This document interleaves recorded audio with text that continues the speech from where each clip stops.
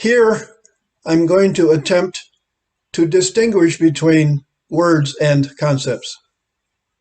As previously discussed, it is only the human brain's mind function that has successfully developed a visual system of symbols to denote the existence of the sound symbols created to denote the existence of the absolute nature of physical objects.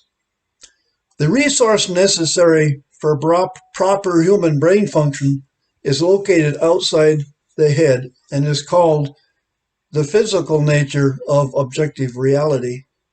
On the other hand, the resource necessary for rational mind functioning is located inside the human head and is called the factual nature of brain images. The existence of the objects of physical reality is sensually known to exist by a human brain.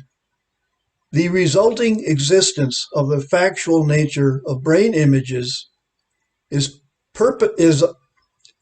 perceptually identified by its mind function. Each of these mechanisms has its own purpose. The purpose of sensual knowing is successful survival. The purpose of perceptual identification is intelligence. These cannot be separated and still claim to be speaking about a properly functioning human being. Interestingly, each has its own special set of terms. The terms applying to the conscious result of sensual brain knowing are called words. The terms applying to the perceptual mental identification are called concepts. Words denote that which is sensually known to exist. Concepts, on the other hand, denote that which is perceptually understood about that which is sensually known to exist. Each, however, is a direct result of the creative power of the human mind. Explaining why one is uttering a sound, the existence of which is denoted with a word, is very different effort from explaining why one is uttering a sound, the existence of which is denoted by a concept. Like the other high-functioning animals, the human animal also has purposefully utters specific kinds of sounds in response to their experiences in physical reality. The purpose of these utterances is to transfer to another the responsible cause of the utterance. It is proper to say that the sound symbolizes the sensually known existence of that aspect of physical reality the animal is sensually experiencing. However, and unlike the other high-functioning animals, the human animal has purposefully created a system of visual symbols to denote the existence of the sound symbols he uses when denoting the existence of that which he knows to physically exist. This is an example of a visual symbol the human mind has purposefully created to denote the existence of a certain object in physical reality. Because I can point at that object and say, that is why I utter the sound visually symbolized in this manner. Tree. This is called an ostensive definition, or a definition by direct physical referencing.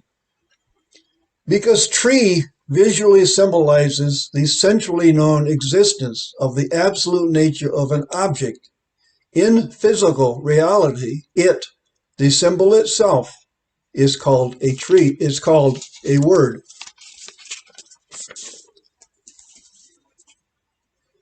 This is a symbol that is different in a fundamental kind of a way.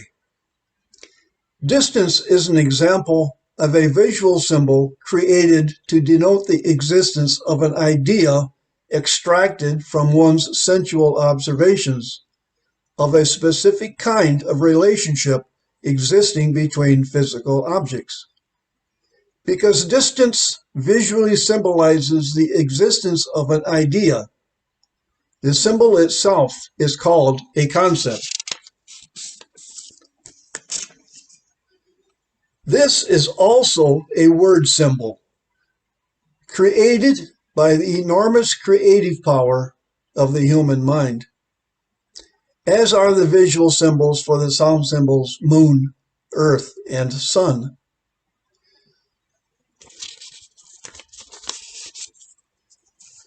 Large is also a concept created by the enormous creative power of the human mind, as are the visual symbols for the sound symbols law, justice, love, and hate. Every term of the human language is visual evidence of the enormous creative power of the human mind, whether that term is a word or a concept. Said in a different way, the existence of the visual symbols denoting the sound symbols tree, distance, water, large, and so on were brought into existence right here on earth by the enormous creative power of the human mind.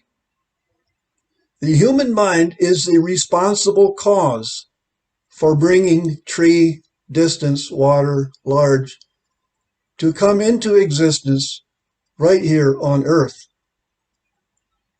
The human mind is the greatest creative power known to exist any place in the entire physical universe. The human mind is responsible for bringing these terms and so many terms into existence right here on earth.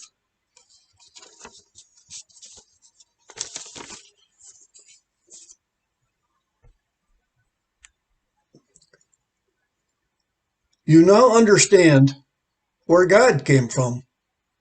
You now understand that the human mind created God. You now understand that it is the human mind that is responsible for bringing the existence of God into existence right here on earth. The bigger issue is why. I will offer a well-considered response to that question in another video.